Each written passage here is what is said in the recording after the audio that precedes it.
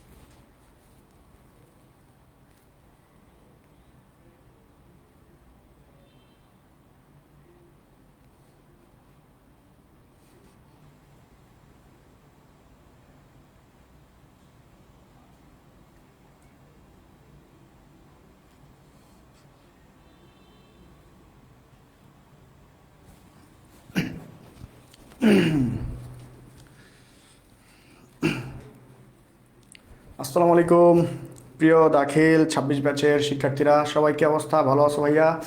আজকে আবারও চলে আসলাম তোমাদের কেমিস্ট্রির আরও কিছু চ্যাপ্টারের। আজকে আমরা কিছু সিকিউ সলভ করব।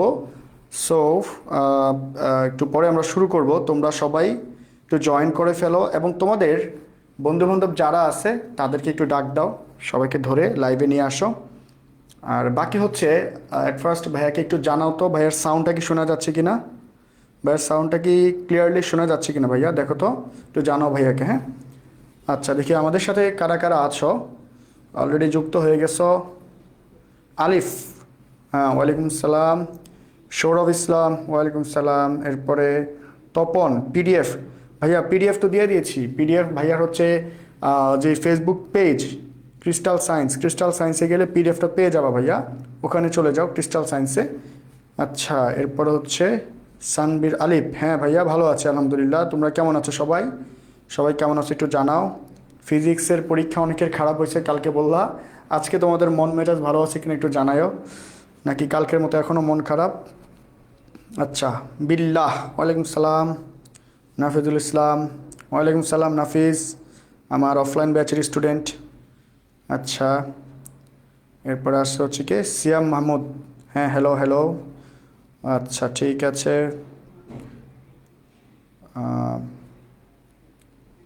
মাইমুনা, আচ্ছা।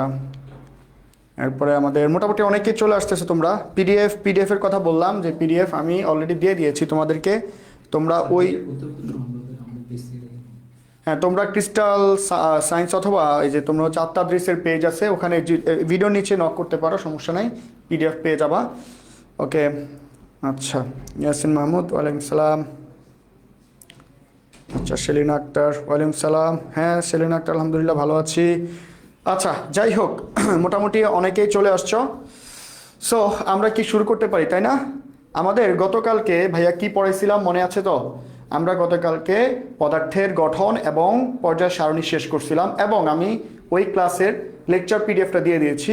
তোমরা চেষ্টা করবা আমি যেই সিকিউগুলো দিয়েছি ওগুলাই পড়ার পাশাপাশি তোমরা অনেক কিছুই পারো, তবে এগুলো একটু ফোকাস করবে, এগুলো একটু প্র্যাকটিস করবে, একটু লিখবা বাসায়। হ্যাঁ, আজকে যে ক্লাসটা হবে এটার পরে আমি আবার তোমাদেরকে লেকচার পিডিএফ দিয়ে দিব সুন্দর করে। তোমরা সবাই পিডিএফটা কালেক্ট করে আমার দেওয়া যে সিকিউগুলো আছে এগুলো একটু প্র্যাকটিস করবা, ঠিক আছে ভাইয়া? ওকে, তাহলে আমরা আজকের জন্য শুরু করতে পারি। হ্যাঁ, ওকে, আজকে আমরা ষষ্ঠ অধ্যায় নিয়ে শুরু করব। আমাদের কেমিস্ট্রির ষষ্ঠ অধ্যায়, যেটা সব থেকে ইম্পর্টেন্ট, যেখান থেকে তোমরা 10 মার্কস উঠাইতে পারবা ইজিলি, খুব ইজিলি 10 মার্কস উঠাইতে পারবা। কোন অধ্যায়? মৌলের ধারণা ও রাসায়নিক গণনা, ঠিক আছে? ওহ সরি ভাই, কলমটা একটু চেঞ্জ করে নিই।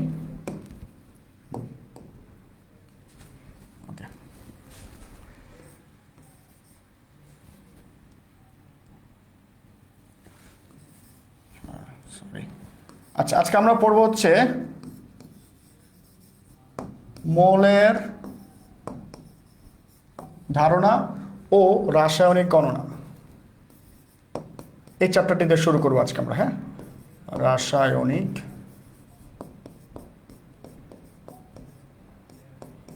ওকে ভাইয়া, এই চ্যাপ্টার দিয়ে আজকে আমরা শুরু করবো ইনশাল্লাহ।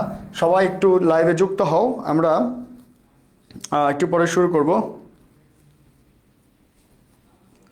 আচ্ছা, সিয়াম সাহেব বলতেছে, খন্দকার সিয়াম, ওনার কাছে ফিজিক্স অ্যান্ড বায়োলজি একটু ভালো লাগে কিন্তু কেমিস্ট্রিটা একটু কঠিন লাগে। আচ্ছা যাই হোক, কেমিস্ট্রি আপনার হয়তো বেসিকটা স্ট্রং না, বেসিকে হয়তো কিছুটা দুর্বলতা আছে, যার কারণে আপনার একটু কঠিন লাগে। সমস্যা নেই, তোমার বেশি কিছু পড়া লাগবে না, তোমাদের খুব বেশি একটা পড়া লাগবে না। জাস্ট ভাইয়া আজকে যে সিকিউগুলো দিব এবং গত লেকচারে কিছু সিকিউ দিয়েছি, ওই সিকিউগুলো পড়লেই তোমাদের পড়া কভার হয়ে যাবে, ঠিক আছে?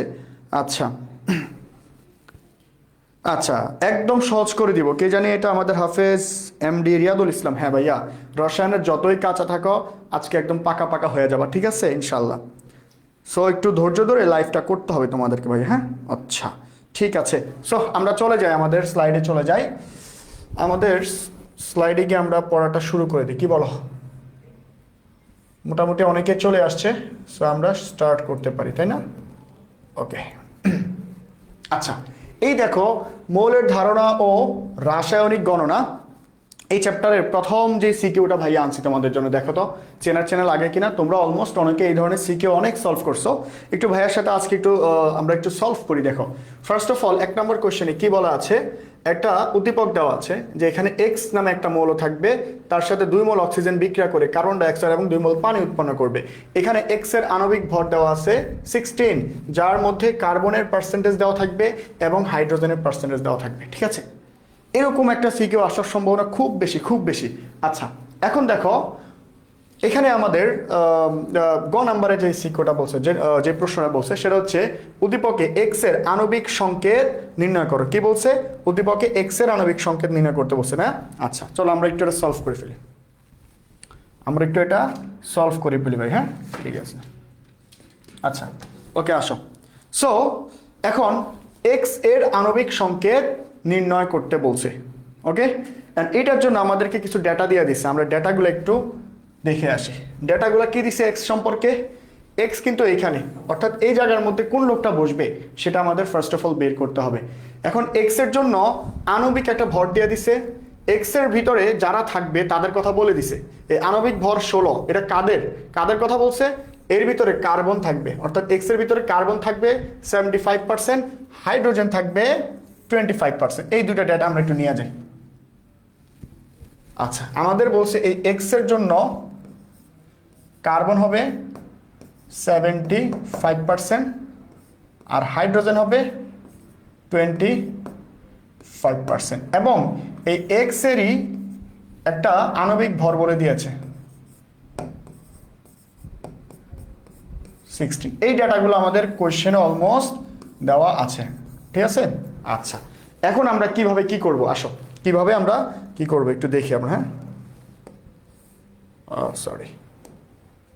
আচ্ছা, তাহলে দেখো ভাইয়া, ফার্স্ট অফ অল আমরা এখানে এই ম্যাথগুলা স্টেপ বাই স্টেপ করব। আণবিক ভর বের করতে হলে আমাদের আগে ওই মৌলের আণবিক ভর না, সরি, আণবিক সংকেত নির্ণয় করতে বসে, তাই না? আণবিক সংকেত নির্ণয় করতে হলে ওই মৌলটার আগে হচ্ছে, এই যৌগটার আগে হচ্ছে কি বের করতে হবে?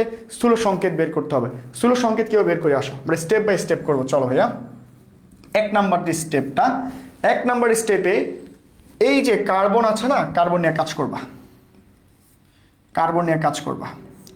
কার্বনের যে পার্সেন্টেজটা আছে ওটাকে আগে লিখে ফেলো 75%। এরপরে কার্বনের ভর কত? 12। কার্বনের পারমাণবিক সংখ্যা 6, কার্বনের ভর হচ্ছে কত? 12। আচ্ছা, তাহলে এইটাকে ক্যালকুলেট করলে কত আসে ভাইয়া? দেখি তোমরাও ক্যালকুলেশন করে ফেলো সবাই, ক্যালকুলেটার সামনে যদি থাকে। সো 75 ডিভাইডেড বাই 12, 6.25 আসে, 6.25 আসে, ঠিক আছে? আচ্ছা, এখানে এটা কি লক করা যাবে?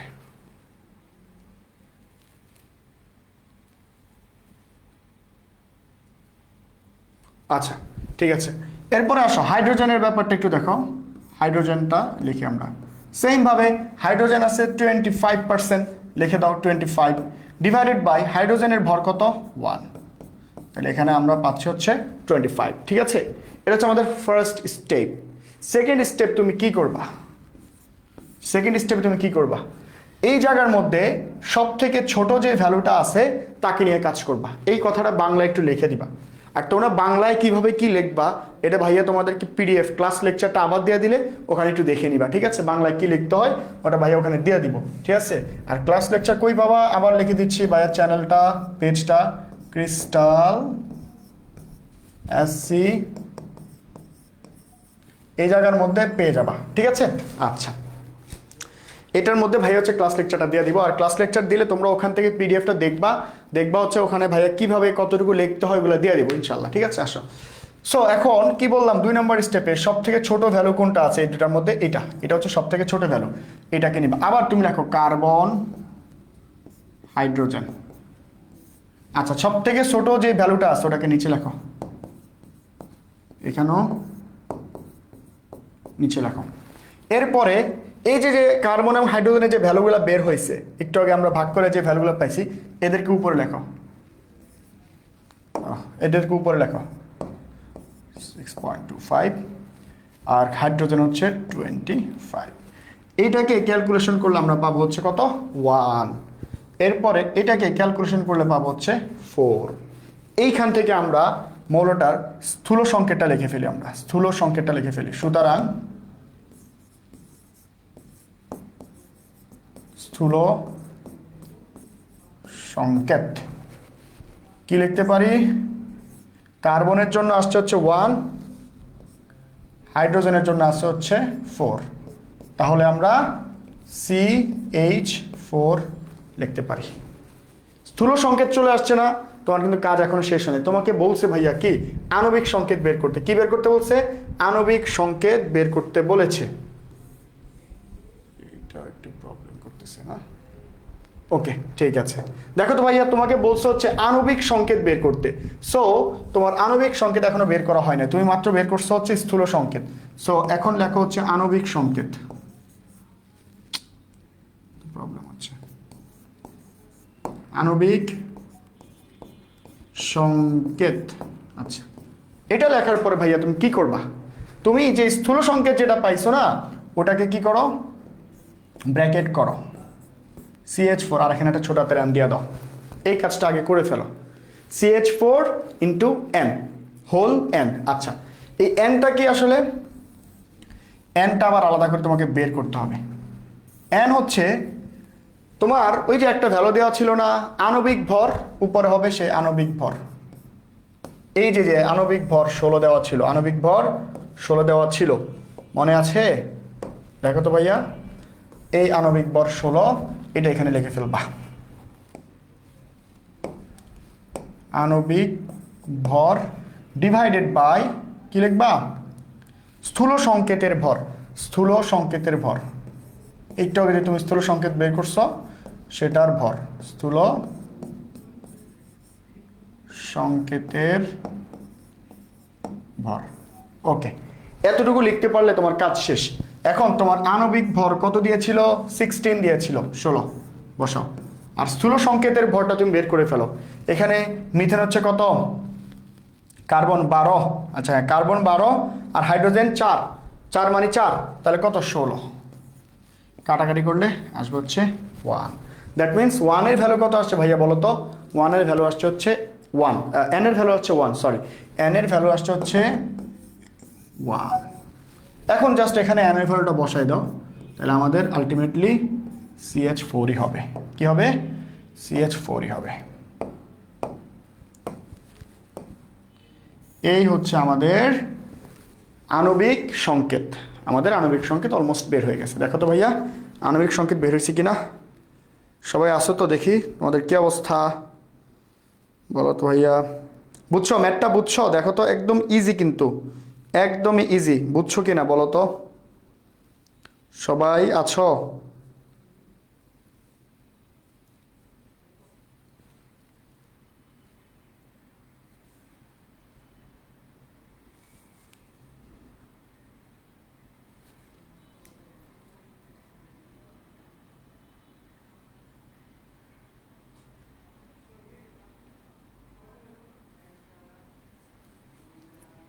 আচ্ছা, দেখো ভাইয়া সবাই কি ম্যাথটা বুঝছো কিনা একটু জানাও ভাইয়াকে। হ্যাঁ, তাহলে এইটা মোটামুটি এখানে হয়তো ভাইয়া একটু বেশি গোছানো লিখতে পারি নাই। বাকি হচ্ছে তোমরা বা এই যে পিডিএফটা দিয়ে দিব, ওখানে পেয়ে যাবে ইনশাল্লাহ, গোছালো পেয়ে যাবে, ঠিক আছে? ওখানে খুব সুন্দর করে গোছালো থাকবে, চিন্তা করো না। সো এখন আসো, আমরা ম্যাথটা যদি বুঝে থাকি, একটু জানাও ভাইয়াকে। তারা ভাইয়া হচ্ছে তোমাদের লাইভটা দেখতে পাচ্ছি না।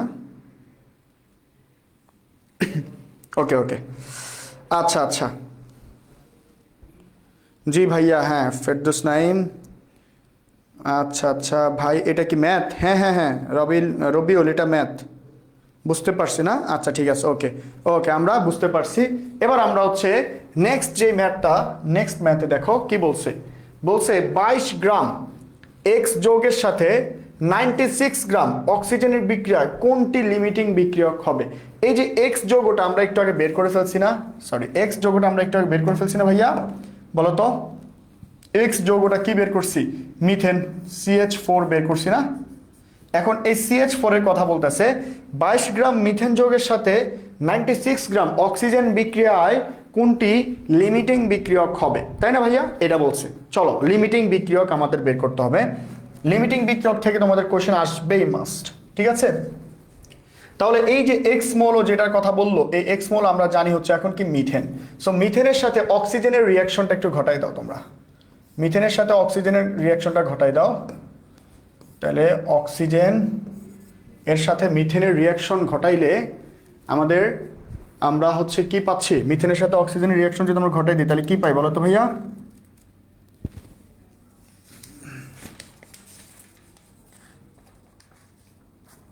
আচ্ছা, তাহলে মিথেনের সাথে যদি আমরা অক্সিজেন, কোনো প্রবলেম হচ্ছে না স্যার? কালকে পিডিএফগুলো, হ্যাঁ স্যার কালকের পিডিএফগুলো পান নাই? এমডি নুরুল ইসলাম, আরে আমার ক্রিস্টাল সায়েন্স পেজে যান, ওখানে পেয়ে যাবেন ইনশাল্লাহ। আচ্ছা আসেন, এখন মিথেনের সাথে যদি আমরা অক্সিজেনের রিয়াকশন ঘটাইতে যাই, এটা বিক্রিয়াটা আমি পুরোটা তোমরা মুখস্থ রাখবে। এটা এখানে একটা 2 হবে বিক্রিয়া সমতা করলে, সমতাটা আশা করি তোমরা পারো। আর এখানে তৈরি হবে হচ্ছে কার্বন ডাইঅক্সাইড প্লাস পানি। কত মোল পানি? 2 মোল পানি তৈরি হবে আমাদের, H2O। এ হচ্ছে আমাদের মূলত রিয়াকশনটা, মিথেনের সাথে অক্সিজেনের যে রিয়াকশনটা, ঠিক আছে? আচ্ছা, এখন এই রিয়াকশন থেকে তুমি আগে একটু বুঝো, তোমার মিথেন কত গ্রাম আছে? মিথেন নর্মালি কত গ্রাম আছে এখানে? মিথেনের নর্মাল ভর হচ্ছে 16 গ্রাম, ঠিক আছে? আর অক্সিজেন এখানে কয়টা আছে? অক্সিজেনের এমনি নর্মাল হচ্ছে গ্যাস যখন হয় তখন ওর ভর হচ্ছে 32, আর যেহেতু 2টা অক্সিজেন আছে তাহলে 32 দুগুণে 64 গ্রাম। এটা হচ্ছে আমাদের রিয়াকশন থেকে আমরা জানি। কিন্তু লিমিটিং বিক্রিয়কের জন্য তোমাকে 2টা ভ্যালু দিয়ে দিয়েছে, ঠিক আছে? দেখো কি বলছে, 22 গ্রাম এই মিথেন এর সাথে 96 গ্রাম অক্সিজেনের রিয়াকশন ঘটাইতে, ঠিক আছে? মানে হচ্ছে ধরো তোমাকে একটা পাত্র দিবে রিয়াকশন ঘটানোর জন্য, পাত্রের মধ্যে তুমি বিক্রিয়কগুলো ঢালো। বিক্রিয়কগুলো কি? বিক্রিয়ক হচ্ছে আমাদের মিথেন, CH4, আর সাথে কি ঢালতে বলছে? অক্সিজেনকে ঢালতে বলছে। এখন বিক্রিয়া করার জন্য মিথেন কত গ্রাম দিয়েছে ভাইয়া? মিথেনকে দিয়েছে হচ্ছে 22 গ্রাম, 22 গ্রাম দিয়েছে, ঠিক আছে? আর অক্সিজেনকে দিয়েছে হচ্ছে কত? 96 গ্রাম। এইটুকু দিয়ে তোমাকে বলছে রিয়াকশন করো, যে ধরো তুমি 22 গ্রাম মিথেন এবং কত 96 গ্রাম হচ্ছে অক্সিজেন নাও, এরপর তুমি রিয়াকশন ঘটাও। আচ্ছা, তাহলে এখন আমরা মানে অরিজিনাল যে রিয়াকশনটা আছে, রিয়াকশন থেকে আমরা একটা মূল কথা জানি যে আমাদের 16 গ্রাম মিথেনের সাথে বিক্রিয়া করে 16 গ্রাম CH4 এর জন্য অক্সিজেনের প্রয়োজন হচ্ছে 64 গ্রাম, তাই না? এর জন্য অক্সিজেন প্রয়োজন কত গ্রাম? 64 গ্রাম। তাহলে সুতরাং 1 গ্রামের জন্য প্রয়োজন হবে কতটুকু বলো তো ভাইয়া? 64 ডিভাইডেড বাই কত? 16 গ্রাম। এই যে এটা নিচে চলে আসবে। আচ্ছা, তাহলে সুতরাং আমাদেরকে, এটা হচ্ছে আমাদের রিয়াকশন থেকে আমরা 16 গ্রাম পেয়েছি, বাট এই রিয়াকশনটা চালানোর জন্য আমাদেরকে মিথেন দিছে কত গ্রাম? 22 গ্রাম দিয়ে দিছে। কত গ্রাম? এই যে 22 গ্রাম দিয়ে দিছে। এক্স হচ্ছে বা মিথেন হচ্ছে কত গ্রাম? 22 গ্রাম দিয়ে দিছে। তাহলে আমরা সুতরাং 22 গ্রাম CH4 এর জন্য অক্সিজেন প্রয়োজন হচ্ছে কত? জাস্ট 22টা গুণ করে দিতে হবে, 64 × 22। এই জিনিসটাকে যদি আমরা করি, ক্যালকুলেশন করলে আমাদের আসবে হচ্ছে কত, 88 গ্রাম। দেখো ক্যালকুলেশন করে দেখো 88 গ্রাম আসবে।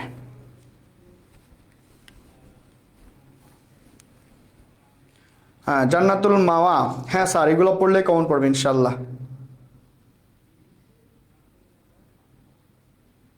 হ্যাঁ শামীম স্যার আমি একটা প্রশ্ন করবো, হ্যাঁ বলেন বলেন।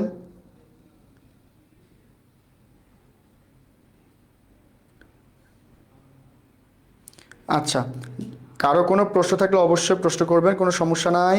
আচ্ছা ওকে আসো, এই তোমরা একটু পড়ায় মনোযোগ দাও, এত কমেন্টস করার দরকার নাই, সবাই একটু মনোযোগ দাও। হ্যাঁ আচ্ছা তাহলে বুঝছো ব্যাপারটা, আমাদের 16 গ্রাম মিথেনের জন্য অক্সিজেন প্রয়োজন হচ্ছে 64 গ্রাম, 1 গ্রামের জন্য প্রয়োজন হচ্ছে 64/16, 22 গ্রামের জন্য মিথেন প্রয়োজন হচ্ছে, এইটা করলে আমাদের 88 গ্রাম আসে। ঠিক আছে, 22 গ্রামের জন্য আমাদের অক্সিজেন প্রয়োজন মূলত হচ্ছে 88 গ্রাম। কিন্তু তোমাকে তো ফ্যাক্টরি বা কোম্পানি যে তোমাকে রিয়াকশন করতে দিছে, সে তো তোমাকে অক্সিজেন দিয়ে দিছে হচ্ছে কত, 96 গ্রাম। বাট তুমি ক্যালকুলেশন করে দেখতেছ 22 গ্রাম মিথেনের জন্য মাত্র 88 গ্রাম হলে হয়ে যায়, বাট সে তো তোমাকে 96 গ্রাম দিয়ে বসে আছে। তার মানে কি ঘটনা কি ঘটবে, ঘটনা ঘটবে হচ্ছে এইখানে আমার অক্সিজেনের পরিমাণ সে দিছে হচ্ছে আমাদের 96, বাট আমি ইউজ করতে পারছি, ইউজ হয়েছে মাত্র 88 গ্রাম। অথবা এটা বলতে পারো যে 88 গ্রাম অক্সিজেন তোমার 22 গ্রাম মিথেনের সাথে পুরোপুরিভাবে রিয়াকশন করে ফেলছে। দ্যাট মিনস বিক্রিয়ার পরে 22 গ্রাম মিথেন পুরোপুরি শেষ, ওর লিমিট শেষ হয়ে গেছে, কিন্তু অক্সিজেন অবশিষ্ট রয়ে গেছে। ঠিক আছে, যার কারণে মিথেন হচ্ছে এখানে কি, মিথেন হচ্ছে এখানে হচ্ছে লিমিটিং বিক্রিয়ক। সো তাহলে বাকি অবশিষ্ট অক্সিজেন কতটুকু আছে, অবশিষ্ট অক্সিজেন, অবশিষ্ট অক্সিজেন হচ্ছে 96 মাইনাস 88, তাহলে বাকি থাকে হচ্ছে 8 গ্রাম। এই 8 গ্রাম অক্সিজেন বিক্রিয়ায় নষ্ট হবে। এখন তোমার কোশ্চেন এভাবেও আসতে পারে, তোমার কোশ্চেন এভাবেও আসতে পারে যে এখানে যে লোকটা বেঁচে যাবে তার কতটুকু অপচয় হয়েছে, বা যে লিমিটিং বিক্রিয়ক নয়, অথবা বলে দিবি নাম ধরে যে অক্সিজেন কতটুকু অপচয় হবে। ঠিক আছে, তাহলে তুমি বলে দিবা 8 গ্রাম অক্সিজেন এই বিক্রিয়ায় অপচয় হবে। হ্যাঁ বাস্তবে এটাই হয়, রিঅ্যাকশনের ক্ষেত্রে অনেক সময় দেখা যায় যে লিমিট যার শেষ হয়ে যায় সে তো কমপ্লিটলি পুরো বিক্রিয়া থেকে শেষ, কিন্তু যার লিমিট শেষ হয় না, যে অবশিষ্ট থেকে যায়, তার ওই অংশটাকে অপচয় হিসাবে ধরা হয়। ঠিক আছে আচ্ছা, জান্নাতুল মাওয়া, হ্যাঁ হ্যাঁ পিডিএফ দিব, আজকে রাতের মধ্যে পিডিএফ পাবেন। কালকে পিডিএফটা দিতে আমার একটু দেরি হয়ে গেছে, আমাদের তো কাজ থাকে আসলে, ক্লাসের পরে একটু ব্যস্ত থাকি তো, যার কারণে হচ্ছে পিডিএফ দিতে লেট হয়। আচ্ছা যাই হোক ভাইয়া, পেয়ে যাবেন ইনশাল্লাহ। এরপরে আসো, আমাদের এই কোশ্চেনটা সবাই বুঝছো কিনা, একদম ইজি কোশ্চেন। পরের কোশ্চেনে আসো ভাইয়া, পরের কোশ্চেনে আসো। কি বলেছে দেখো, কত সুন্দর কোশ্চেন। আগামীকালকে বা নেক্সট তোমাদের যে কেমিস্ট্রি পরীক্ষা যদি এরকম একটা পেয়ে যাও, খুব সুন্দর করে, খুব সুন্দর করে যদি পেয়ে যাও, হ্যাঁ খুশি হবে না তোমরা? আচ্ছা দেখো, এটা হচ্ছে আমাদের 1 নাম্বার পাত্র, এটা হচ্ছে আমাদের 2 নাম্বার পাত্র। কোশ্চেনটা কি ভালো করে দেখা যাচ্ছে কিনা দেখো, 2টা পাত্র দেওয়া আছে, সৃজনশীল 2 নাম্বারের মধ্যে দেখো 2টা পাত্র দেওয়া আছে। আচ্ছা এখানে গ নাম্বারে বলছে 2 নং পাত্রের দ্রবণের ঘনমাত্রা নির্ণয় করতে। 2 নং পাত্র হচ্ছে এইটা, 2 নং পাত্রের দ্রবণের ঘনমাত্রা নির্ণয় করতে বলছে। এখন ঘনমাত্রার সূত্র, ঘনমাত্রা রিলেটেড একটাই সূত্র আছে তোমাদের, সেটা হচ্ছে কি, W is equal to SMV divided by 1000, তাই না? এখন আমাদেরকে তো বের করতে বলছে ঘনমাত্রা বা সলিবিলিটি। ঘনমাত্রা হচ্ছে কি, S দ্বারা প্রকাশ করা হয় ওটাকে। সো এই যে এই Sটাকে আমরা কনভার্ট করে ফেলি, তাহলে S যদি আমরা এই পাশে নিয়ে আসি, 1000টা W এর সাথে চলে যাবে উপরে, W ইন্টু 1000, আর এইদিকে থাকে হচ্ছে আমাদের MVটা নিচে চলে আসবে। ওকে, এবার জাস্ট আমাদের হাতে যদি ভ্যালু থাকে আমরা ভ্যালুগুলো বসাই দিব। এখন আমাদের 2 নং পাত্রের মধ্যে W মানে ওয়েট বা ভর কতটুকু আছে, আমাদের 10 গ্রাম আছে, তাহলে 10 গ্রাম বসাও W এর ভ্যালু ইন্টু 1000। এরপর M মানে হচ্ছে কোনো যৌগ বা কোনো মৌলের আণবিক ভর। ঠিক আছে, তাহলে এখানে আমাদের হাইড্রোক্লোরিক আছে, হাইড্রোক্লোরিকের আণবিক ভর কত তোমরা জানো, 36.5। ঠিক আছে, 36.5 আণবিক ভর তো আমরা বের করতে পারি, এই যে হাইড্রোক্লোরিক 1 প্লাস 35.5 কত, 36.5। তাহলে আর এখানে ভি, ভি মানে হচ্ছে আয়তন, আয়তন কতটুকু দেওয়া আছে, 500 ml দেওয়া আছে, 500 ml দেওয়া আছে, শেষ। এখন তুমি ক্যালকুলেশন করলেই তোমার ম্যাথ খুব সুন্দর করে হয়ে যাবে। কত আসবে এটা, 0.549, 0.549 মোল পার লিটার। এই ইউনিটটা দিবা, মোল পার লিটার ইউনিটটা দিবা, একক না দিলে কিন্তু নাম্বার কেটে দেয়। তোমরা ফিজিক্সে অনেকে আমাকে জানাইছ যে তোমরা ফিজিক্সের মধ্যে অনেক ম্যাথে ইউনিট দিয়ে আসো নাই, একক দিয়ে আসো নাই। তোমাদের জন্য ভাইয়ার পক্ষ থেকে সমবেদনা, কারণ হচ্ছে তোমরা যদি ইউনিটগুলো না দাও, টিচার কিছু কিছু টিচার ম্যাক্সিমাম টিচারই কি করে, ইউনিটের জন্য 1 মার্ক কেটে দেয় অথবা 0.5 কেটে দেয়, ঠিক আছে? এর জন্য কেমিস্ট্রিতে এই ভুলগুলো করবা না। আচ্ছা, এবার আসো ভাইয়া। ওকে, 1 নং ও 2 নং পাত্র একত্রে মিশ্রিত করলে লিমিটিং বিক্রিয়ক হবে, কোনটি লিমিটিং বিক্রিয়ক হবে, কোনটি লিমিটিং বিক্রিয়ক হবে, গাণিতিক বিশ্লেষণ দিতে বলছে, তাই না ভাইয়া? একদম ইজি, একদমই ইজি। 1 নং এবং 2 নং যে পাত্র আছে তাদেরকে আমরা মিশ্রিত করব, একত্রিত করে ফেলবো, তাহলে আমাদের লিমিটিং বিক্রিয়ক কোনটা হবে, কোনটা হবে আমাদের লিমিটিং বিক্রিয়ক? আচ্ছা, তাহলে আমাদের 1 নং এবং 2 নং পাত্র, সবাই একটু ক্লাসে মনোযোগ দাও। অনেক সময় বিক্রিয়া উৎপাদন দুটোই পরিমাণ দেওয়া থাকে, সেক্ষেত্রে কীভাবে বুঝবো কোন ক্ষেত্রে এটা? রিসালাত স্যার, অনেক সময় বিক্রিয়ক আর উৎপাদ দুইটার পরিমাণও দেওয়া থাকে, সেক্ষেত্রে কীভাবে বুঝো, কীভাবে করবো নাকি? আচ্ছা আচ্ছা, এটা কোন ক্ষেত্রে আমাকে একটু জানায় তো। আচ্ছা ওকে, আসো এমসিকিউ ক্লাস কি করাবেন? হ্যাঁ, এমসিকিউ ক্লাস কালকে পাবা, কালকে ফ্রাইডে, কালকে ইনশাল্লাহ আমরা চেষ্টা করবো এমসিকিউ ক্লাসটা করাইতে, এবং তোমাদের জন্য সুপার শর্টকাট একদম সুন্দর করে এমসিকিউর ক্লাস আসবে ইনশাল্লাহ, যা করাবো ওর ভিতর থেকে আসবে। তোমরা কালকের ক্লাসটায় সবাই থাইকো ইনশাল্লাহ। আচ্ছা আসো, কি বলছে, 1 নং এবং 2 নং পাত্র একত্রে মিশ্রিত করলে কোনটি লিমিটিং বিক্রিয়ক হবে, তাই না? আচ্ছা চলো আমরা একটু পাত্রগুলো দেখি, এখানে কি কি আছে। 1 নং পাত্র হচ্ছে 500 ml, 10 গ্রাম সোডিয়াম হাইড্রোক্সাইড, 10 গ্রাম হাইড্রোক্লোরিক অ্যাসিড। আচ্ছা ঠিক আছে, ওকে, আমরা এখানে চলে যাই 1 নং এবং 2 নং পাত্র। তাহলে আমাদের 500 ml দুইটারই জন্য ছিল হচ্ছে 500 ml, আর একটা হচ্ছে 10 গ্রাম হাইড্রোক্লোরিক, এটা হচ্ছে 1 নম্বর পাত্র, আর একটা হচ্ছে 10 গ্রাম কত কি জানি ছিল, সোডিয়াম হাইড্রোক্সাইড মেবি, না একটু দেখে আসি আমরা, সমস্যা নাই। সরি, একটা হচ্ছে প্রথমটা ছিল সোডিয়াম হাইড্রোক্সাইড, পরেরটা হচ্ছে হাইড্রোক্লোরিক, সোডিয়াম হাইড্রোক্সাইড হাইড্রোক্লোরিক। আচ্ছা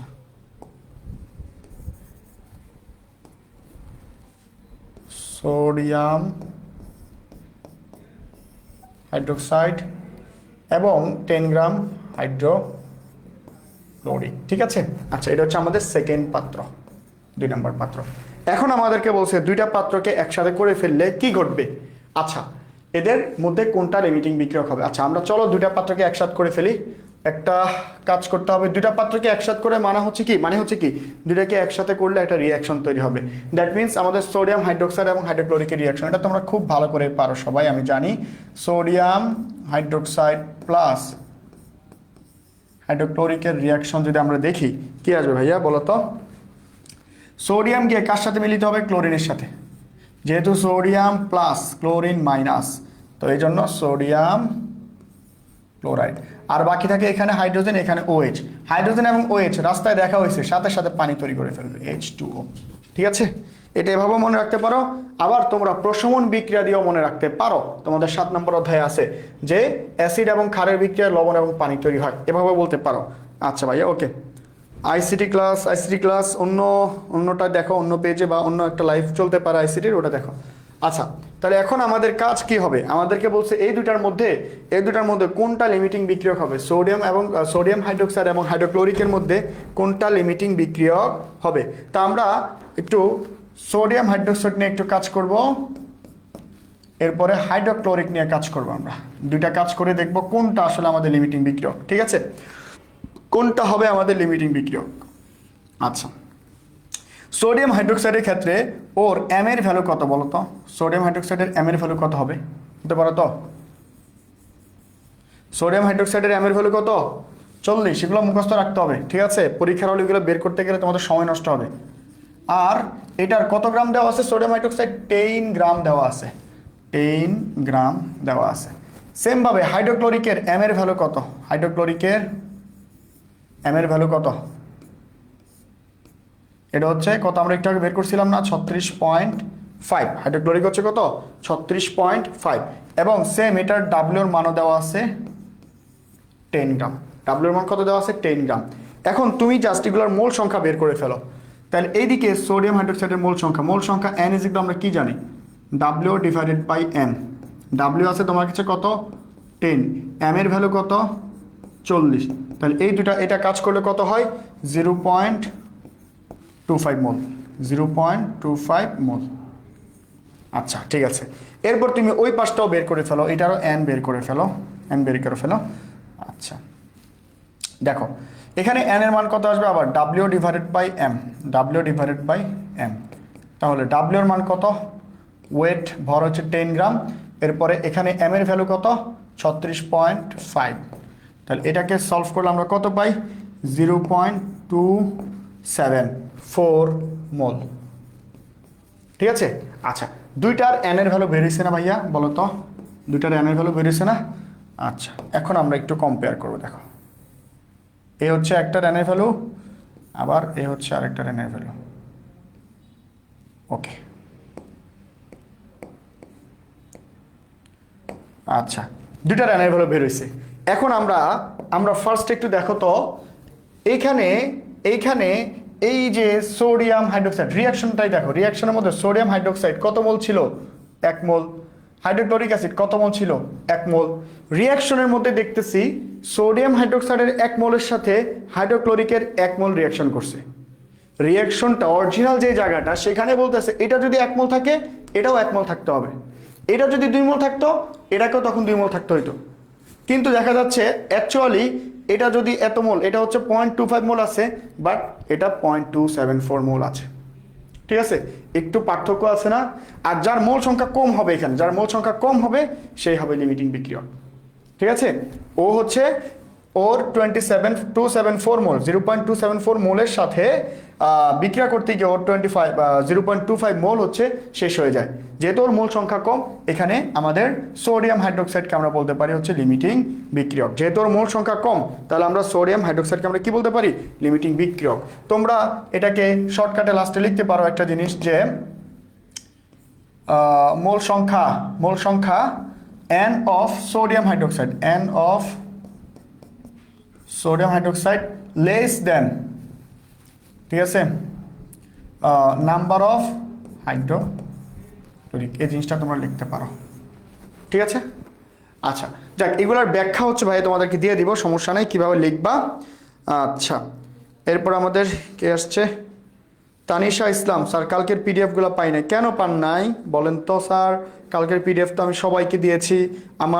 আপনারা যারা পিডিএফ পান নাই, তাদের প্রবলেম হচ্ছে তারা আমাদের পেজে যান নাই, ক্রিস্টাল সায়েন্সে যান নাই, ক্রিস্টাল সায়েন্স এখানে গিয়ে ঘুরে আসেন ভাই, একবার ঘুরে আসেন, পেয়ে যাবেন ইনশাল্লাহ। ঠিক আছে, গিয়ে কমেন্ট করেন একটা সুন্দর করে, হ্যাঁ, অথবা ফলো দেন, এরপরে কমেন্টটা করে দেন। আচ্ছা, এরপরে আসেন ভাইয়া, আমরা এই ম্যাথটা বুঝছি কিনা? আমাদের কিন্তু 2টা সৃজনশীল শেষ। যদি তোমাদের কপাল খুব ভালো হয়, ফিজিক্সের মতো যদি কপাল না হয়, ফিজিক্সে তো আসলে তোমরা যা প্রেডিকশন করছো সেই অনুযায়ী আসে নাই, আমি জানি। তোমাদের কোশ্চেন একটু ঘুরে পেঁচায় দিছে, এটা ভাইয়া বুঝি, ঠিক আছে, দেখছিলাম তোমাদের কোশ্চেনটা। সো হচ্ছে ওটা নিয়ে আসলে কিছু বলার নাই। যে কোশ্চেন করছে উনি আসলে কোন জায়গা থেকে কি করছে, উনি আসলে ওই দিন কি খেয়ে কোশ্চেন করছে, এটা আল্লাহ ভালো জানে। তো যাই হোক, ওটা নিয়ে হতাশার দরকার নাই। কিন্তু কেমিস্ট্রি আশা করি এত খারাপ হবে না, ভাইয়া যা দিচ্ছি এর ভিতর থেকে আসার সম্ভাবনা অনেক বেশি। ঠিক আছে, ইনশাল্লাহ। এখন আসো আমরা নেক্সট যেই কোশ্চেনটা আছে সেখানে যাই। দেখো কি বলছে ভাইয়া, এই কোশ্চেনটাও আসার সম্ভাবনা। 3টা কোশ্চেন রাখছি আমি তোমাদের, ষষ্ঠ অধ্যায় থেকে মাত্র 3টা কোশ্চেন রাখছি, গুনে 3টা কোশ্চেন দিছি। আশা করি এই 3টা কোশ্চেনের ভিতর থেকে আসার সম্ভাবনা আছে। ঠিক আছে, ওকে। এই কোশ্চেনে যে আসবে তা কিন্তু না ভাইয়া, এখানে যে টাইপগুলো করাচ্ছে এই টাইপগুলো আসার সম্ভাবনা আছে, হয়তো একটু ঘুরাই পেঁচে হালকা মান চেঞ্জ করে দিবে আর কি। হ্যাঁ, আচ্ছা, একটু আসো ভাইয়া। 3 নম্বর প্রশ্নে আমাদেরকে কি বলা হয়েছে? এখানে 3 নম্বর প্রশ্নে আমাদেরকে বলছে যে একটা পাত্র আছে, পাত্র এ পাত্র বি, দুইটারই আয়তন হচ্ছে 150 ml। প্রথম পাত্র, এই পাত্রের মধ্যে পটাশিয়াম হাইড্রোক্সাইড আছে 5 গ্রাম। কত গ্রাম? 5 গ্রাম। এরপরে এখানে নাইট্রিক অ্যাসিড HNO3, এটা আছে হচ্ছে কত? 5 গ্রাম। আচ্ছা, তাহলে এখন আসো ভাইয়া কি বলছে গ নাম্বারে? উদ্দীপকের দ্রবণদ্বয়কে একত্রে মিশ্রিত করলে যে লবণ পাওয়া যাবে তার উপাদান সমূহের শতকরা সংযুতি বের করতে বলছে। কত সহজ ম্যাথ, কিন্তু কথা বলছে কত বড়। দেখো 2 লাইন করে ফেলছে একটা কোশ্চেনকে। শতকরা সংযুতি বের করা একদম সহজ না, তবে একটি ঘটনা আছে। ঘটনা হচ্ছে কার শতকরা সংযুতি বের করতে হবে ভাইয়া, সেটা কিন্তু তোমার কাজ করে পরিশ্রম করে বের করতে হবে। তোমাকে কিন্তু ডিরেক্ট বলে দেয় না যে এই লোকের শতকরা সংযুতি বের করো। আচ্ছা, এট ফার্স্ট বলো তো শতকরা সংযুতি মানে কি? আমরা তো জানি শতকরা মানে 100তে, সংযুতি মানে কতটুকু লেগে আছে 100 থেকে, কতটুকু মানে আছে, কতটুকু উপস্থিতি আছে 100তে, সেটা বুঝে। এখন কার সেটা, সেটা তোমাকে পরিশ্রম করে বের করতে হবে। কিভাবে বের করবা? এই দুইজন থেকে বের করতে হবে, পটাশিয়াম হাইড্রোক্সাইড এবং HNO3 থেকে বের করতে হবে। চলো আমরা বের করে ফেলি। পটাশিয়াম হাইড্রোক্সাইড, তাই না, প্লাস HNO3, এই দুজনের থেকে আমাদের কি আসবে বলেন তো? বলেন তো আপনারা। পটাশিয়াম প্লাস নাইট্রেট মাইনাস, তাহলে পটাশিয়াম নাইট্রেট। লেখা উল্টাপাল্টা হয়ে যাচ্ছে না ভাইয়া? দেখো,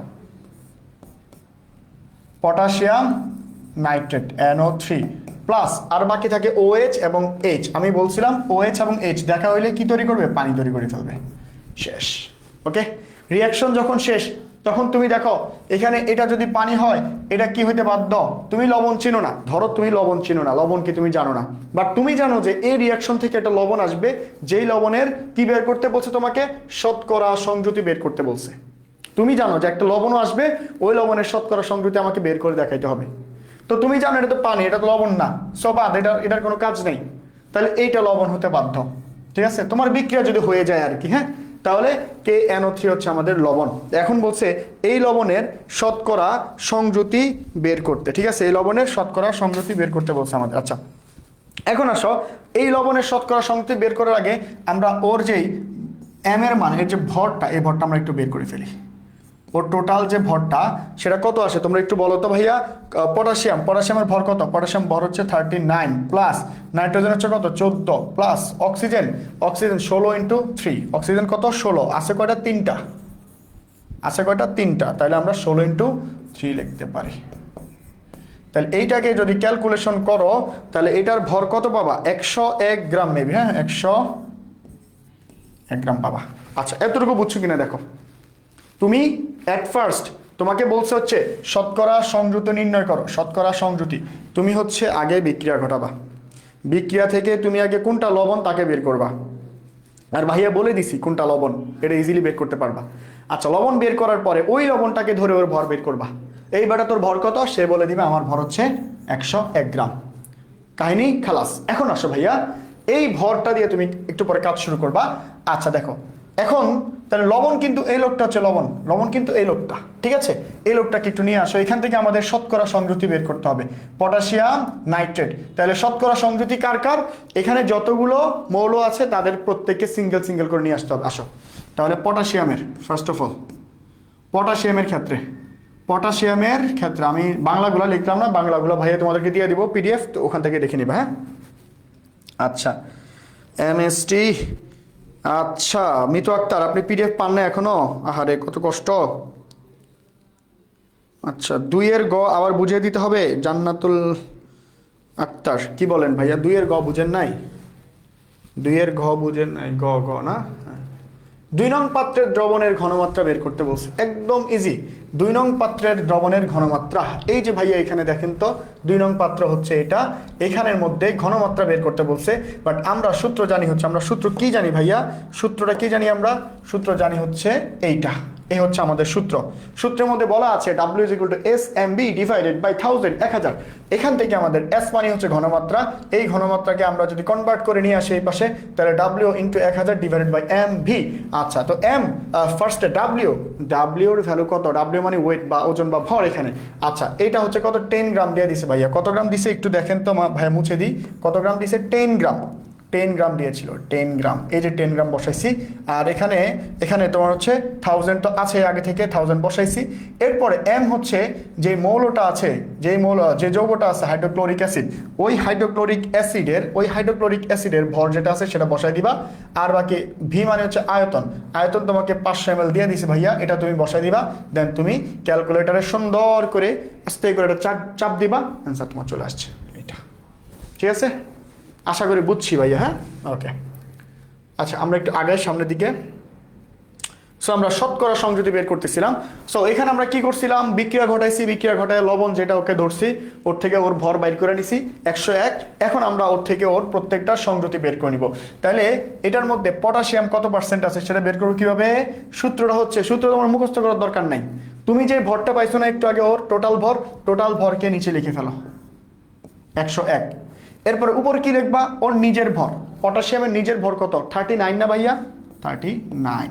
আর পটাশিয়াম আছে কয়টা? এখানে একটা আছে, এখানে 1 আর গুণ দেওয়া লাগবে না, যেহেতু 100-র মধ্যে বের করতে বলছে এই জন্য 100% গুণ করে দিবা, শতকরা। শেষ। এখন এইটা নিয়ে এটাকে করলে কত পাবা বলো তো ভাইয়া? 38.61 পাবা আর কি, 38.61% পাবা। বুঝছি এতটুকু? এবার আসো ভাইয়া, এরপরে নাইট্রোজেনটা বের করো।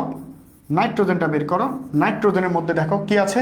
নাইট্রোজেনের ক্ষেত্রে আবার সেম কাজ করবা, নিচে ওর যে মেইন ভর, পুরাটা ভর ওখানে নিচে বসাই দিবা। ঠিক আছে? এখন এটা যদি ভুলে যাও যে উপরে হবে না নিচে হবে, ঠিক আছে, মাঝে মধ্যে পরীক্ষার মধ্যে একটু প্যাচ লাগে তো, যে আসলে কি হয়েছে ভাইয়া, যে এই ভরটা নিচে বসাবো না উপরে বসাবো, হাই প্যাচ লেগে গেছে। কোনো টেনশনের দরকার নাই। কোন ভরটা বেশি ওজন, কোনটা বেশি বড়, এটা না 101। আচ্ছা, যেটা বেশি ভারী এটা কই থাকে? নিচের দিকে পড়ে যায়। ঠিক আছে, ভারী জিনিস একটু নিচে পড়ে যায়, তার মানে ও বেশি ভারী, এর জন্য আমরা নিচে বসাই দিব। আর বাকি নাইট্রোজেনের ভর যেটা 14 সেটাকে উপরে বসাই দিব, ইন্টু হচ্ছে 100%। এইটাকে সলভ করলে আমরা পাচ্ছি হচ্ছে 13.86%। বুঝছি ভাইয়া? আর আমাদের কোনটা আছে বাকি? অক্সিজেন, 3টা অক্সিজেন আছে। তাহলে অক্সিজেনের ক্ষেত্রে লিখবা আবার 101। অক্সিজেনের ভর হচ্ছে কত? 16 ইন্টু কত? 3 ইন্টু 100%। এটা করলে আমরা পাবো হচ্ছে 47.52%। দেখো, প্রত্যেকটার আমরা কি বের করে ফেলছি? শতকরা সংযুতি বের করে ফেলছি। এরপরে দেখো এটা হচ্ছে কত? আচ্ছা, ওকে। এরপরে এটা পাইছে হচ্ছে কত? এত। তাহলে এই হচ্ছে আমাদের শতকরা। 100-তে কে কতটুকু আছে, 100-তে কে কতটুকু আছে সেটা হচ্ছে আমরা পেয়ে গেছি। দেখো, 100-তে এটা হচ্ছে এত পার্সেন্ট, এটা হচ্ছে এত পার্সেন্ট, এটা হচ্ছে এত পার্সেন্ট। জাস্ট এইগুলো তুমি আবার সবগুলোকে যোগ করে দেখবে যে 100% হয়ে গেছে। হ্যাঁ, ওকে। সো দেখো, এ হচ্ছে আমাদের শতকরা সংযুতি, এ হচ্ছে আমাদের টোটাল শতকরা সংযুতি। কত মার্ক পাইছো এটা করে ভাইয়া? 3 মার্ক পেয়ে গেছো। কত সহজ ম্যাথ দেখো, 3 মার্ক পেয়ে গেছো। আর শতকরা সংযুতি আসার সম্ভাবনা অনেক বেশি ভাইয়া। ঠিক আছে, ওকে। 3টা বললাম না, 3টা সিকিউ দিয়েছি, 3টা সিকিউ যে টাইপগুলো করাইছি এখানে এইগুলাই আসার সম্ভাবনা আছে, এর বাইরে আসার কোনো চান্স নেই। ঠিক আছে, ইনশাল্লাহ। ওকে, আসো ভাইয়া। এরপর তোমাদের কি খবর একটু দেখি। পিডিএফ দিবেন না? হ্যাঁ, তানিয়া পিডিএফ দিয়ে দিব আপু। ঠিক আছে, আচ্ছা। তনু রহমান, যারা পিডিএফ পান নাই সবাই কই যাবেন বলেন তো? ভাইয়ার পেজে চলে যান, অথবা এই ভিডিওর নিচে একটা কমেন্ট করে দিবেন, অথবা আত্মাদ্রিসের যে কোনো একটা জায়গায় নক করবেন যে কেমিস্ট্রি বা রসায়নের পিডিএফ দরকার। সব থেকে ভালো হচ্ছে ভাইয়ার যে চ্যানেল, সেখানে করলে ইজিলি পেয়ে যাবেন আর কি। আচ্ছা, হাফেজ জুমার, পিডিএফ ক্লাস আগে ক্লাসটা করেন। ঠিক আছে, আচ্ছা, আগে ক্লাসটা করেন, পিডিএফ পেয়ে যাবেন সময় মতো সবাই। পিডিএফ এর মধ্যে যে সিকিউগুলো থাকবে ওইগুলাই পড়বেন, এর বাইরে পড়ার কোনো দরকার নাই আশা করি। হ্যাঁ, সময় যেহেতু কম। আচ্ছা, পিডিএফটা কই পাবেন ভাই? আবার লিখে দিচ্ছি, এই যে পিডিএফটা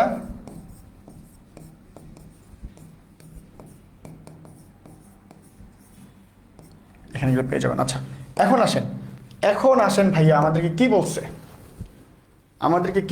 এটা হচ্ছে পিডিএফ এর জন্য লিখে দিই, তাহলে আর আপনারা এত বেশি কমেন্ট করে জ্বালাবেন না আমাকে। হ্যাঁ, ওকে। এখন আসেন।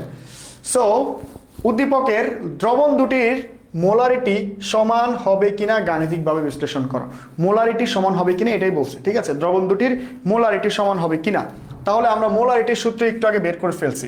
তো যেহেতু দ্রবণ দুইটা, একটা হচ্ছে একটার জন্য S1 হবে, একটার জন্য S2 হবে, ঠিক আছে, তাহলে S1 ইজ ইকুয়াল টু কি ছিল আমাদের, হ্যাঁ, W ইন্টু W1 হবে এখানে, যেহেতু দুইটা জিনিস একসাথে আছে, আর নিচে হবে M1 V1। সেম ভাবে এখানেও করে ফেলেন S2, ঠিক আছে, W2 into 1000 divided by M2 into V2, ঠিক আছে। আমরা দুইটা সূত্র আগে লিখে ফেলছি। এখন আমাদের দরকার হচ্ছে ভ্যালু। W1 এর ভ্যালু কত ছিল ভাইয়া, দেখে আসি একটু। হ্যাঁ, আমরা W1 এর ভ্যালু কত ছিল, W1 এর ভ্যালু ছিল হচ্ছে ওয়েট, যেহেতু এটা হচ্ছে এ পাত্র দিচ্ছে, আমি ওখানে 1 ধরছি, কোনো সমস্যা নাই। 5 গ্রাম ভ্যালু কত ছিল, 5 গ্রাম। আমরা একটু দেখে নিই, 5 গ্রাম ওয়েট দুইটারই 5 গ্রাম, আর আয়তনেও সেম, চলো 150। হ্যাঁ, তাহলে W1 এর ভ্যালু হচ্ছে আমাদের 5 ইন্টু, ঠিক আছে, 1000। এরপরে V1 এর ভ্যালু কত ছিল, 150 ml। আর এই পাশে কোনটা ছিল, এই পাশে কোনটা ছিল আমাদের মনে আছে, পটাশিয়াম হাইড্রোক্সাইড তো ছিল মেবি, হ্যাঁ, পটাশিয়াম হাইড্রোক্সাইড, এটা কত, 56 মেবি। হ্যাঁ, পটাশিয়াম হাইড্রোক্সাইডের এম এর ভ্যালু হচ্ছে 56। আচ্ছা, এই পাশে আমাদের আসা হচ্ছে W2 হচ্ছে 5 ইন্টু 1000 ডিভাইডেড বাই, এরপর আমাদের এই পাশে হচ্ছে এখানে লিখে ফেলি, V2 হচ্ছে 150, সেটা সেম।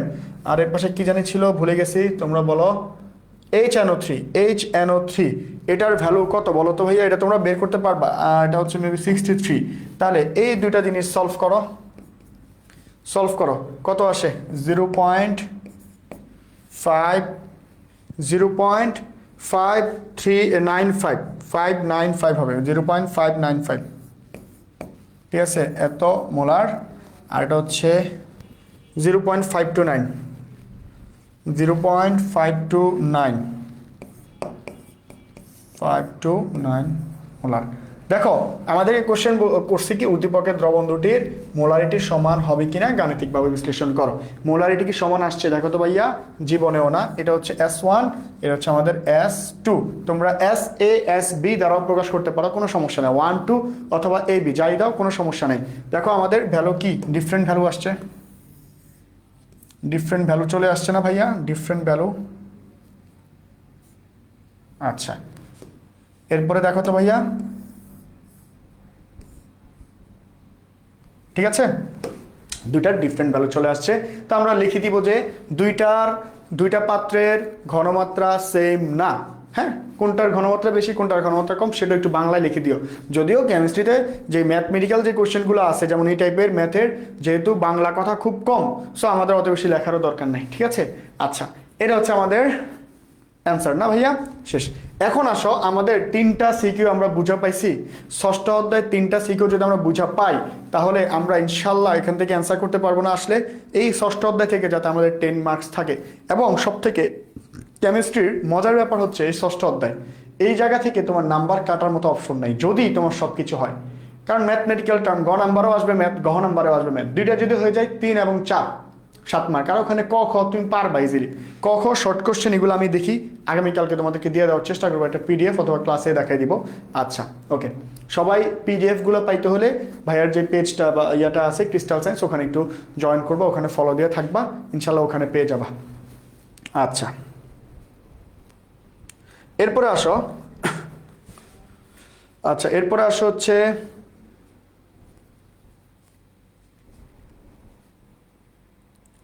হ্যাঁ, এখন আমরা এই চ্যাপ্টার আমাদের যেহেতু শেষ, আমরা হচ্ছে 5 নম্বর অধ্যায় ফেলে আসছি, তাই না। 5 নম্বর অধ্যায়টা একটু করি আমরা, চলো তো ভাইয়া। 5 নম্বর অধ্যায়ের কি অবস্থা,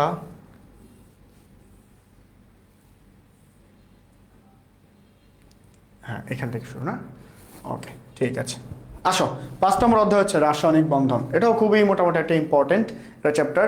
তো রাসায়নিক বন্ধন তোমাদের বইতে কয়টা আছে বলো তো ভাইয়া, জানো তো? রাসায়নিক বন্ধনগুলো একটু প্রকারভেদ বলো তো দেখি, কয়টা আছে, দেখো তো। 1 2 তনু রহমান 1 2 মিস করছেন, আচ্ছা পরে এসে করে নেবেন, সমস্যা নাই। আচ্ছা দেখো, এরপরে আসো, আপনাদের কি বলছে রাসায়নিক বন্ধনের মধ্যে যে রাসায়নিক, আমি যেটা কোশ্চেন করলাম, রাসায়নিক বন্ধন হচ্ছে আমাদের বইতে তিনটা আছে। কি কি? একটা হচ্ছে আয়নিক বন্ধন। কি বন্ধন? আয়নিক বন্ধন। এক হচ্ছে আয়নিক বন্ধন, আর দুই হচ্ছে সমযোজী বন্ধন, আর একটা হচ্ছে ধাতব বন্ধন। ঠিক আছে, এই তিনটা বন্ধন হচ্ছে আপনাদের বইতে আছে, তাই না ভাইয়া? তিনটা বন্ধন আছে, তিনটা বন্ধন আছে। ওকে, তাহলে এই যে তিনটা বন্ধন আছে, এই তিনটা বন্ধন আপনারা জানেন তো কোনটা দ্বারা কি হয়, কোন বন্ধনে কি হয়? আমরা মোটামুটি জানি যে আয়নিক বন্ধন মানে হচ্ছে ধাতু এবং অধাতুর মধ্যে যে সম্পর্ক, যে বন্ধন, ধাতু প্লাস অধাতু। সমযোজী বন্ধন হচ্ছে অধাতু প্লাস অধাতু। ঠিক আছে, আচ্ছা। এরপরে ধাতব বন্ধন হচ্ছে ধাতু প্লাস ধাতু। আচ্ছা, এটা মনে হয় ভাই একটু ভালো একটা পেজে লিখলে বেটার হয়, তাই না? আচ্ছা,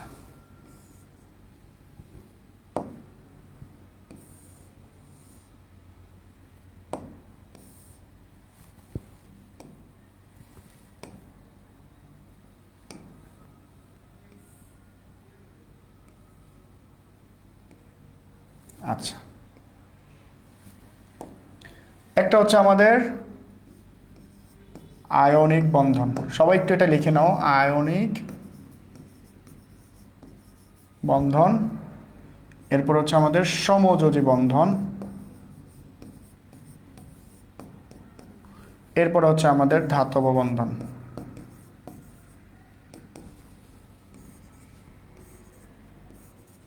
আচ্ছা, আয়নিক বন্ধনটা আমাদের ধাতু প্লাস অধাতু, ধাতু প্লাস অধাতু। ঠিক আছে, আর সমযোজী বন্ধনটা হচ্ছে আমাদের অধাতু প্লাস অধাতু।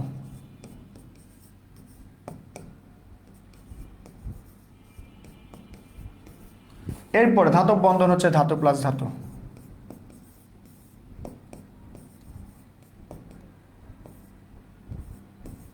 ধাতু প্লাস ধাতু। ঠিক আছে ভাইয়া, এগুলো আমরা মোটামুটি জানি। আচ্ছা, এরপরে আসো, আয়নিক বন্ধন থেকে যে যৌগগুলো আসে ওই যৌগগুলোর নাম হচ্ছে আয়নিক যৌগ। কি যৌগ? আয়নিক যৌগ।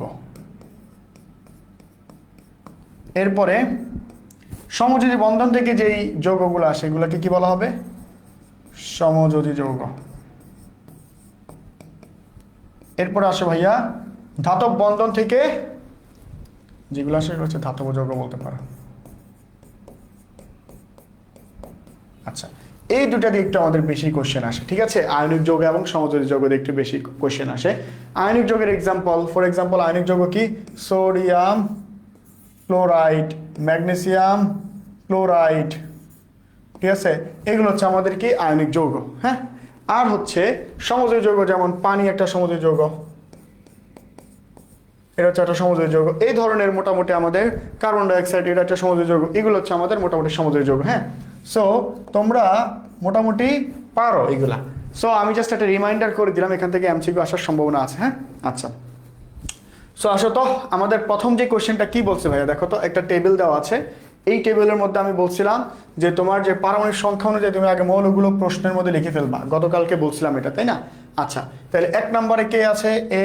1 নম্বর মানে তার হাইড্রোজেন, এটা। হ্যাঁ, 8 হচ্ছে কে? অক্সিজেন। এরপরে 15 ফসফরাস। ঠিক আছে ভাইয়া? আচ্ছা, পারমাণবিক সংখ্যা যে যেখানে আছে সে অনুযায়ী আমরা বসাই ফেললাম। এখন আমাদেরকে বলছে যে এ ও বি দ্বারা গঠিত যৌগের বন্ধন গঠন ব্যাখ্যা করো। এ এবং বি, হাইড্রোজেন এবং অক্সিজেন। হাইড্রোজেন এবং অক্সিজেন দ্বারা কি গঠিত হয় বলেন তো ভাইয়া? H2O, পানি। এখন এই যৌগের বন্ধন গঠন প্রক্রিয়াটা ব্যাখ্যা করতে বলছে। তার মানে আমরা বুঝে গেছি এ আর বি হচ্ছে কি? হাইড্রোজেন এবং অক্সিজেন। হাইড্রোজেন এবং অক্সিজেন দ্বারা পানি তৈরি হয়। তাহলে আমরা একটু আসেন, এ ও বি দ্বারা আমরা প্রথমে কি লিখবো? এ ও বি দ্বারা যৌগের নাম হচ্ছে হাইড্রোজেন, পানি, সরি। আচ্ছা, ফার্স্টে এটা লিখবো আমরা, এতে হচ্ছে আমাদের হাইড্রোজেন। সিকিউর প্রথম যে কথাগুলো লিখবা, এ দ্বারা হচ্ছে আমাদের হাইড্রোজেন, বি দ্বারা হচ্ছে আমাদের কি? অক্সিজেন। এবং এই দুইটা থেকে যে যৌগটা আসে সেটা হচ্ছে পানি, H2O। ঠিক আছে, এতটুকু তো লিখতে পারবো। হ্যাঁ, আচ্ছা। এখন এখন আসেন, হ্যাঁ একজন বলছেন জীবাশ্ম জ্বালানি এটার সিকিউ করেন না, মাথার উপরে দেওয়া যায়। হ্যাঁ খন্দকার সিয়াম, হ্যাঁ সিয়াম শুনেন স্যার, জীবাশ্ম জ্বালানি 11 নম্বর অধ্যায়ের কোনো সিকিউ আমি করাবো না, এবং তোমাদেরকে স্ট্রিক্টলি না করব তোমরা 11 নম্বর অধ্যায় কেউ টাচ করো না। কেন? এখন তোমরা বলতে পারো স্যার আমি তো এটা পারি, অনেকে আসো 11 নম্বর খুব ভালো পারো, ঠিক আছে, কিন্তু সমস্যা হচ্ছে এইটার অ্যান্সারগুলো তুমি যে লিখবা ওখানে থিওরিটিক্যাল মনে হবে, ওখানে ম্যাথমেটিক্যাল টার্ম কম, বাংলা কথা একটু বেশি লিখতে হবে, যার কারণে এখান থেকে টিচার তোমার নাম্বার কাটার অপশন সুযোগ পেয়ে যাবে। তুমি ম্যাথ যেগুলো আছে ম্যাথ করো, তোমার নাম্বার কাটতে পারবে না, টিচার চাইলেও নাম্বার কাটতে পারবে না, ঠিক আছে, কিন্তু থিওরিটিক্যাল লেখাগুলো যখন লিখবা তোমার নাম্বার কিছুটা কাটাকাটি হবে। এবং হয়তো কিছু জিনিস আছে এই 11 নম্বর অধ্যায়ে যে এটা অনেকভাবেই লেখা যায়, অনেকভাবে, চাইলে 2 ভাবে বা 3 ভাবে লেখা যায়। এখন টিচারের যেটা পছন্দ তুমি সেটা অনুযায়ী লিখো নাই, তাহলে তোমার নাম্বার টিচার কেটে দিবে, ঠিক আছে। সো আমি মনে করি 11 নম্বর অধ্যায়ের জন্য কোনো সিকিউর দরকার নাই। তোমরা যে 7টা প্রথম যে 6টা অধ্যায় আছে, 5টা অধ্যায় থাকে, হ্যাঁ সে অধ্যায়গুলোই ভালো করে করো, 3, 4, 5, 6, 7। 11 নম্বরের সিকিউ আমি নিজেও করাবো না তোমাদেরকে, সমস্যা নেই, টেনশন করো না। আচ্ছা এরপরে আসো ভাইয়া, পানি। তাহলে আমরা কি এ ও বি দ্বারা গঠিত যৌগটা কি পেয়ে গেছি? পানি, H2O। এখন তোমাদেরকে একটু আগে ভাইয়া বলে আসছিলাম H2O কোন ধরনের বন্ধন বা কোন ধরনের যৌগ দ্বারা, মানে যৌগ আর কি, H2O কোন ধরনের যৌগ তোমরা বলো তো, একটু আগে ভাইয়া বলে আসছিলাম না? H2O হচ্ছে আমাদের কি সমযোজী যৌগ। এরপরে সমযোজী যৌগ কোন বন্ধন দ্বারা তৈরি হবে? সমযোজী বন্ধন দ্বারা, তাই লিখবা সমযোজী বন্ধন দ্বারা তৈরি হবে, এটা লিখবা। আচ্ছা এখন সমযোজী বন্ধন দ্বারা কিভাবে তৈরি হবে সেটা তোমাকে একটু দেখাই দিতে হবে, তাই না ভাইয়া? আচ্ছা আসো আমরা সমযোজী বন্ধন দ্বারা কিভাবে এটা তৈরি হবে অ্যাকচুয়ালি আমরা সেটা একটু দেখি। হ্যাঁ আসো, তাহলে আমরা ডায়াগ্রাম এঁকে দিব। ফার্স্ট অফ অল হাইড্রোজেনের ডায়াগ্রামটা আঁকো, হ্যাঁ এই ধরো। আচ্ছা এখানে কিছু আছে কিনা দেখি ভাইয়া, আচ্ছা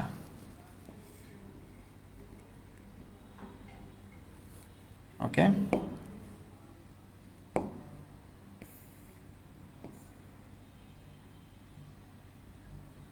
আচ্ছা এ হচ্ছে আমাদের ধরো হাইড্রোজেন। হ্যাঁ ওকে, এরপরে আসো ভাইয়া, এরপরে ভাইয়া হচ্ছে কি করব, হাইড্রোজেনের কয়টা ইলেকট্রন? একটাই মাত্র ইলেকট্রন। এরপরে প্লাস আমাদের H2O লিখতে হবে, তাই না? H2O, তা আমরা মাঝখানে অক্সিজেনকে রাখি, তাহলে মাঝখানে অক্সিজেনকে রাখার জন্য ভাইয়া হচ্ছে আবার এটা নিই, ওকে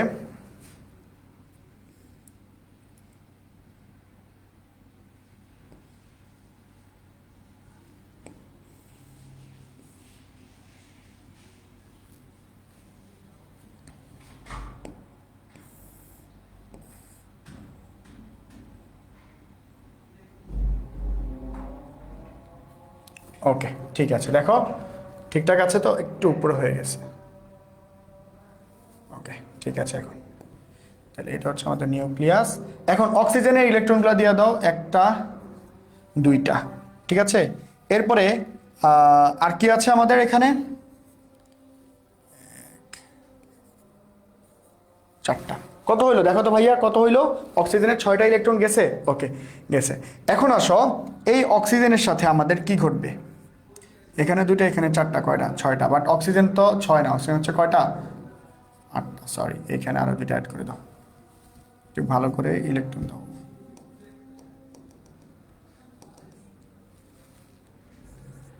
1 2 3 4 5 6, আর ওইটাতে 2টা, তাহলে আমাদের টোটাল 8টা ইলেকট্রন অক্সিজেনের। আবার সেম আমরা এখন আবার হাইড্রোজেন কিনে আবার রাখি, হ্যাঁ প্লাস দাও, হাইড্রোজেন আবার এই পাশে একটা হবে। সো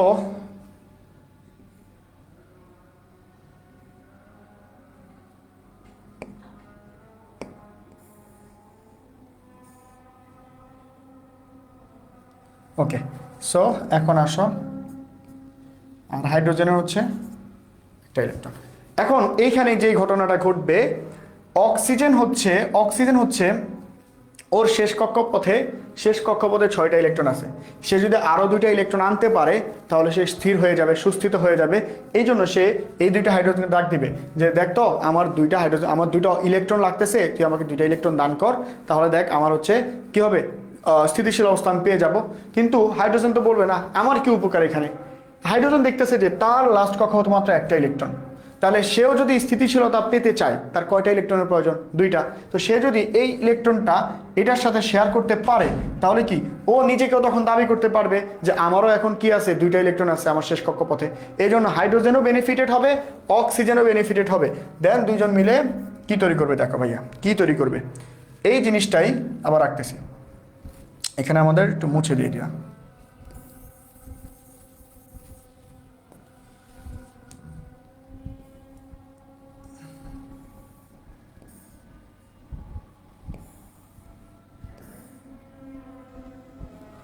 আচ্ছা, এটা হচ্ছে আমাদের নিউক্লিয়াস, এটা হচ্ছে আমাদের অক্সিজেনের প্রথম কক্ষপথ। দ্বিতীয় কক্ষপথে কয়টা করে আছে, ঠিক আছে।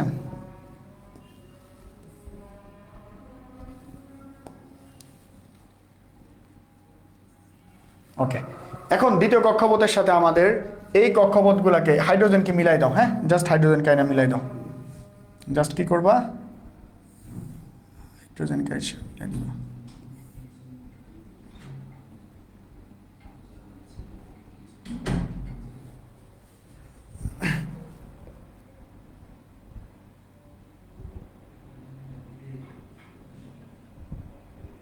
ওকে, ধরো এইভাবে মিলাই দিলা। এখন তুমি সুন্দর করে ওর ইয়াটা এঁকে ফেলো, নিউক্লিয়াস।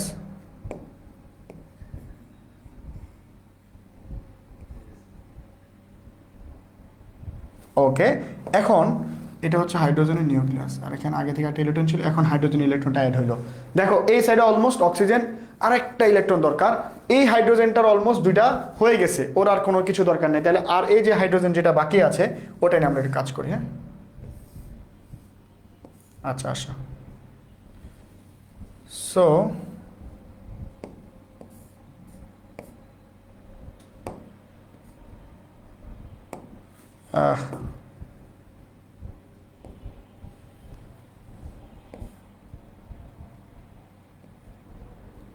ওকে, শেষ আমাদের কাজ।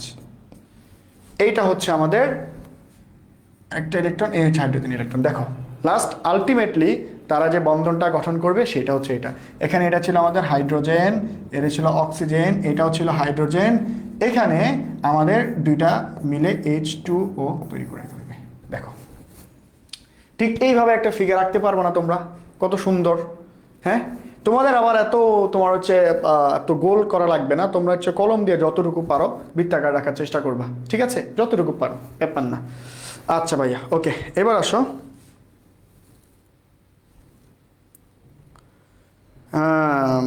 আচ্ছা, পিডিএফ নিয়ে মারামারি করে না, পিডিএফ সবাই পাবা, পিডিএফ সবাই পাবা ভাইয়া, সবাইকে বারবার বলতেছি পিডিএফ সবাই পাবা। আচ্ছা ওকে, আসো তাহলে। দেখো এইভাবে একটা ফিগার তোমরা এঁকে দিবা, পিডিএফ এর মধ্যে থাকবে, এগুলো সমস্যা নেই। সো এই গেল হচ্ছে আমাদের এ ও বি এর গঠন, গঠিত যৌগের বন্ধন আর কি ব্যাখ্যা। এরপর আসো আমাদের নেক্সট যে কোশ্চেনটা কি বলছে, A2O CA3 A2B ও CA3 যৌগের মধ্যে কোনটি পোলারিটির ধর্ম প্রদর্শন করে বিশ্লেষণ করো। তাহলে এখন দেখো তো A2B মানে হচ্ছে কি, এ আর বি হচ্ছে হাইড্রোজেন, তার মানে ওই যে পানিকে বোঝাচ্ছে। দ্যাট মিনস A2B মানে হচ্ছে, এখানে লিখি A2B মানে হচ্ছে পানিকে বোঝাচ্ছে। আর CA3 হচ্ছে ফসফেট, আর হচ্ছে ফসফরাস, আর হচ্ছে এখানে এ হচ্ছে হাইড্রোজেন, তাহলে PH3, ঠিক আছে, ফসফেট। তাহলে পানি এবং এই PH3 বা ফসফেট এইটার মধ্যে তোমার হচ্ছে কি বলছে, পোলারিটির ধর্ম প্রদর্শন করতে বলছে। পোলারিটির ধর্ম প্রদর্শন করো, অথবা কার পোলারিটি বেশি কার পোলারিটি কম, বা কার কে পোলার আর কি, এই জিনিসটা বোঝাচ্ছে। হ্যাঁ, আচ্ছা, তো আমরা যাই কি কি আমাদের H2 এবং PH3, H2O এবং PH3। আচ্ছা, H2O এবং আমাদের কি PH3। তাহলে আমরা একটু লিখি, এই জিনিসটা মানে হচ্ছে H2O, আর এই জিনিসটা মানে হচ্ছে আমাদের PH3। আচ্ছা, এখন পোলারিটির ধর্ম বের করতে গেলে আমাদের তড়িৎ ঋণাত্মকতার মানের প্রয়োজন হয়। সো আমরা একটু আসি তো ভাইয়া। আচ্ছা, তোমাদের মধ্যে অনেকেই হচ্ছে আমাকে মেসেজ দিয়ে ফাটাই ফেলতেছো হোয়াটসঅ্যাপে। একটু একটু ধৈর্য ধরো ভাইয়া, হচ্ছে ক্লাসটা শেষ করি, দেন তোমাদের পিডিএফ নিয়ে কাজ করবো, পিডিএফটা দিয়ে দিব। হ্যাঁ, এই যে এভাবে মেসেজ দিলে ভাইয়ার একটু ডিস্টার্ব হয়। হ্যাঁ, তোমরা কম কম মেসেজ দাও, কম কম মেসেজ দাও। হ্যাঁ, ওকে। আচ্ছা, আসো এখন দেখো, আমাদের তড়িৎ ঋণাত্মকতার মান জানতে হবে। এখন হাইড্রোজেনের তড়িৎ ঋণাত্মকতার মান মুখস্থ করে ফেলো, তোমাদের এগুলো এখন খুব বেশি দরকার নাই, জাস্ট পড়ার প্রয়োজনে রাখবা। 2.2। অক্সিজেনের তড়িৎ ঋণাত্মকতার মান হচ্ছে কি? অক্সিজেনের তড়িৎ ঋণাত্মকতার মান হচ্ছে 3.5। তাহলে এইটার মানটা একটু বেশি না? দুইটার তড়িৎ ঋণাত্মকতার ভ্যালু দিয়ে দিয়েছি। এখন কোনটা বেশি? এটা হচ্ছে 2.2, এটা হচ্ছে 3.5। আচ্ছা, এখন আমাদের অক্সিজেনের তড়িৎ ঋণাত্মকতার মান বেশি। এখন আমরা গতকালকে তড়িৎ ঋণাত্মকতা পড়ে আসছি না? তড়িৎ ঋণাত্মকতা মানে হচ্ছে তারা শেয়ার করে, ইলেকট্রন শেয়ার করে তারা একটা বন্ধন তৈরি করবে, এরপরে ওই বন্ধনের মধ্যে থাকা ইলেকট্রন দুইটাকে তাদের নিজেদের দিকে দুইজনে আকর্ষণ করবে। ওই আকর্ষণ শক্তিটাই হচ্ছে তড়িৎ ঋণাত্মকতা, তাই না ভাইয়া? এখন কথা হচ্ছে এই জায়গার মধ্যে আকর্ষণটা কার বেশি হবে? যার তড়িৎ ঋণাত্মকতার মান বেশি হবে সে বেশি টান দিবে। এখন ওই যে পানির মধ্যে H2 এর মধ্যে অক্সিজেন যে লোকটা আছে তার তড়িৎ ঋণাত্মকতা হচ্ছে 3.5। সে মনে করে যে 3.5 টেনে নিয়ে আসবে, তার কাছে শক্তি বেশি। কিন্তু হাইড্রোজেন ক্ষমতা কম, সে অত বেশি নিতে পারবে না। এখন যেহেতু ও নিজের দিকে বেশি টেনে নিয়ে আসবে, অক্সিজেন একটু কি ঋণাত্মক আয়নে পরিণত হয়ে যাবে। যেহেতু ওর তড়িৎ ঋণাত্মকতা বেশি, তখন সে তার দিকে ইলেকট্রনগুলো টেনে সে ঋণাত্মক হয়ে যাবে। আর এই লোকটা তখন ধনাত্মক হয়ে যাবে। যখন কোনো যৌগের মধ্যে এরকম ঋণাত্মক এবং ধনাত্মক দুইটা প্রান্তের সৃষ্টি হয়, তৈরি হয়, তখন ওই যৌগটাকে আমরা পোলার যৌগ বলি।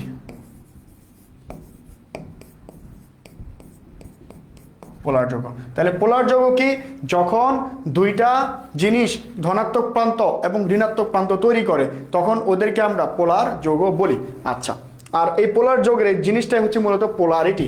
আচ্ছা, তাহলে এখানে পোলারিটির ধর্ম প্রদর্শন করবে হচ্ছে কে? পানি। ওকে, কিন্তু বাকি যে লোকটা আছে PH4, এরা কেন করবে না? কারণ ফসফরাস এবং হাইড্রোজেন এদের তড়িৎ ঋণাত্মকতার মান প্রায় সেম, 2 এই জন্য এরা কোনো পোলারিটি প্রদর্শন করবে না। এদের ধনাত্মক অথবা ঋণাত্মক কোনো পোল বা কোনো মেরু তৈরি হবে না, এই জন্য এরা কোনো পোলারিটি দেখাবে না।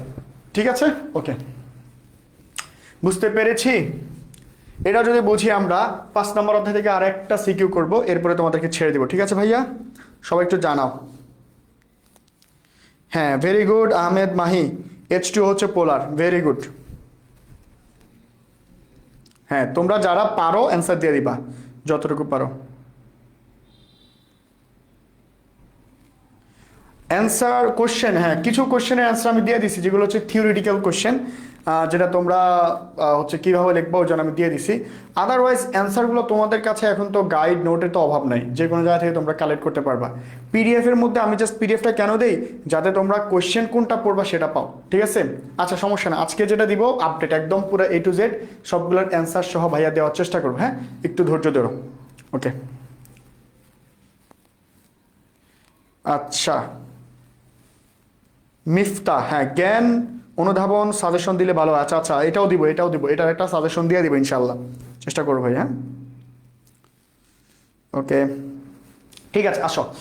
সো আমরা লাস্ট যে সিকিউটা আছে আমাদের, লাস্ট সিকিউ আমরা চলে যাই। আচ্ছা, কি বলছে দেখো তো ভাইয়া। উদ্দীপকে BOC দ্বারা গঠিত যৌগের বন্ধন গঠন প্রক্রিয়া ব্যাখ্যা করো। BOC দ্বারা গঠিত যৌগ কি? এখানে বি দ্বারা কি কয়টা ইলেকট্রন বোঝাচ্ছে? একটা, কেন দুইটা হবে এখানে? আচ্ছা 2, আর এখানে হচ্ছে 8টা 10টা 11টা। বি দ্বারা বোঝাচ্ছে সোডিয়াম, এখানে একটা ইলেকট্রন মিসিং আছে। হ্যাঁ, তাহলে এখানে বি দ্বারা বোঝাচ্ছে হচ্ছে সোডিয়াম। আচ্ছা, সি দ্বারা কি বোঝাচ্ছে?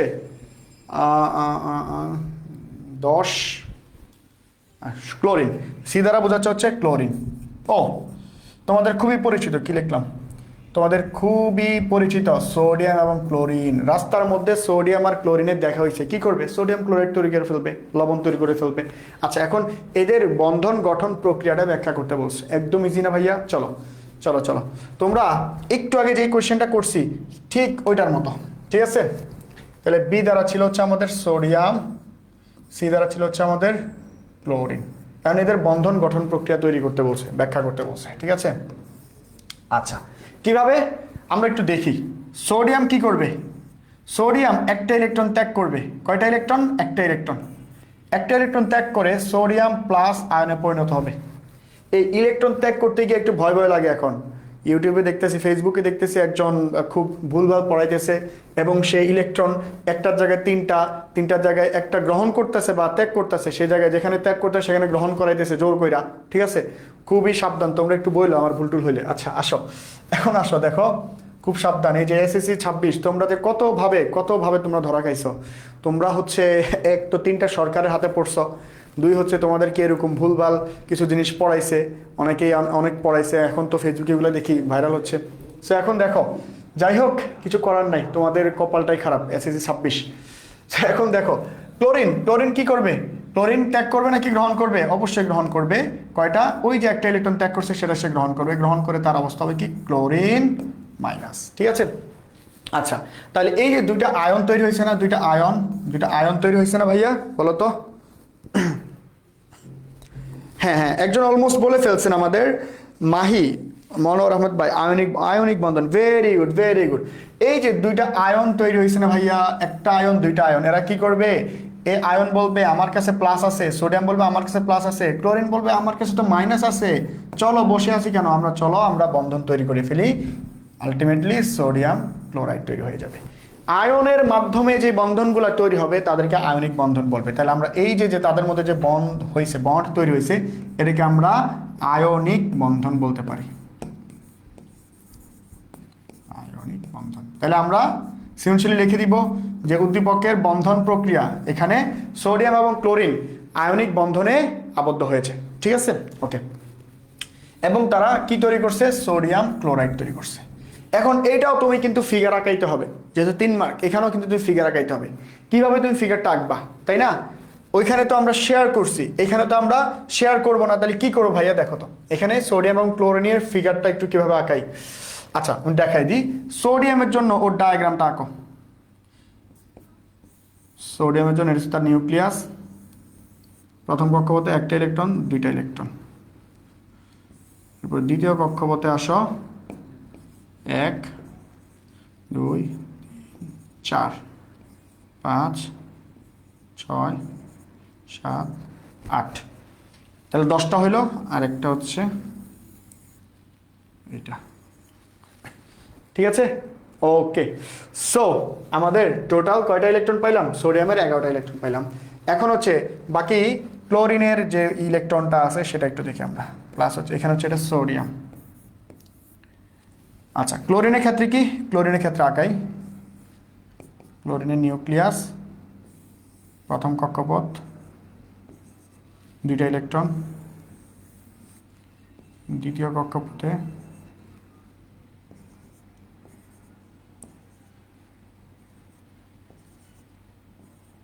আচ্ছা 10টা। এরপরের কক্ষপথে আর কয়টা? 17, যেহেতু 7টা ইলেকট্রন।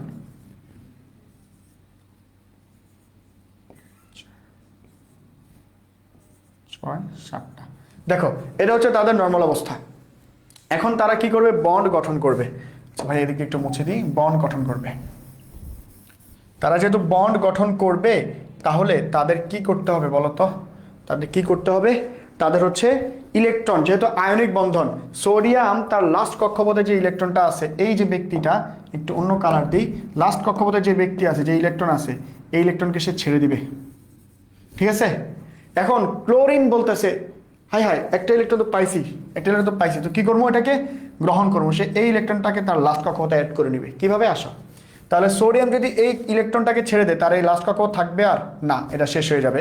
তাহলে এখন দেখো আমরা ওটা আবার আঁকাইতে হবে এই পাশে, যে সোডিয়ামের আবার আঁকাও নিউক্লিয়াস, প্রথম কক্ষপথ, দ্বিতীয় কক্ষপথ, 1 2 3 4 5 6 7 8, তাহলে টোটাল 10টা। এই হচ্ছে সোডিয়ামের অবস্থা, এরকম হবে। আর প্লাস, এবং আরেকটা কাজ করবা তোমরা, এরকম একটা আয়নিত অবস্থা দেখা দিবা। সোডিয়াম এখন প্লাস আয়ন, একটা ইলেকট্রন ছেড়ে সে প্লাস আয়নে পরিণত হয়েছে, আর এখানে প্লাস, তাহলে এটাকে আমরা লিখতে পারি হচ্ছে সোডিয়াম প্লাস। ক্লোরিন কি করবে, ওই যে একটা ইলেকট্রন সে পাইছিল এটাকে সে তার ভিতরে নিয়ে নেবে, গ্রহণ করে নেবে। তাহলে আসো, একটা দুইটা, 1 2 3 4 5 6 7 8, এরপরে 1 2 3 4 5 6 7, ওই যে একটা ইলেকট্রন যে পাইছে সে ওই ইলেকট্রনটাকে নিজের মধ্যে নিয়ে নেবে।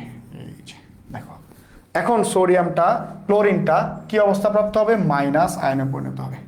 এটা জাস্ট এভাবে দেখা দিবা, মাইনাস আয়নে পরিণত হবে, শেষ। দেখো এই ডায়াগ্রামটা আঁকতে পারবে না ভাইয়া, একদম ইজি। তোমরা এগুলা খুবই ওস্তাদ, এগুলাতে সমস্যা নেই, এগুলো পারবা ইনশাল্লাহ।